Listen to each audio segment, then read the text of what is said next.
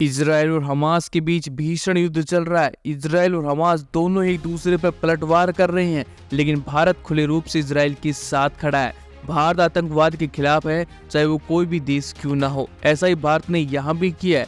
Israel ने भारत के समर्थन का धन्यवाद किया और भारत की तारीफ भी की है।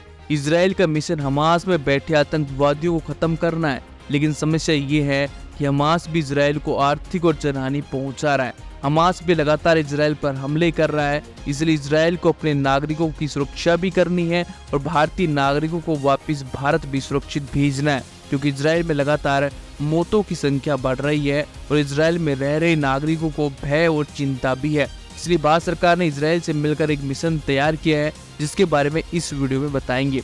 दरअसल इजराइल में भारतीय नागरिकों की संख्या लगभग 20,000 बताई जा रही है। 20,000 नागरिकों को इजराइल से भारत सुरक्षित वापस लाना है, इसलिए भारत सरकार ने मिशन अजय इस ऑपरेशन को नाम दिया है।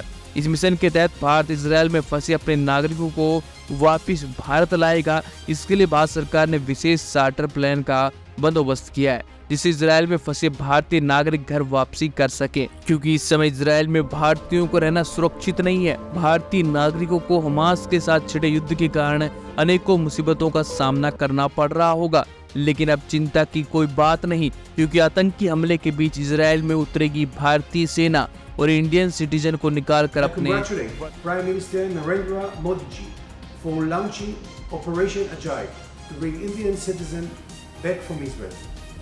There are around 18,000 Indian citizens in Israel, including 1,000 Indian students whom we love very much.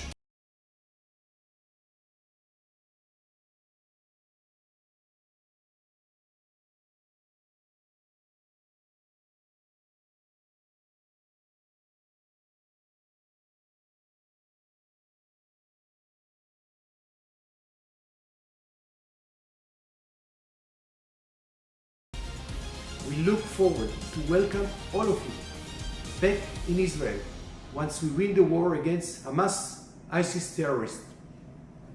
Jai Hind, Jai Israel.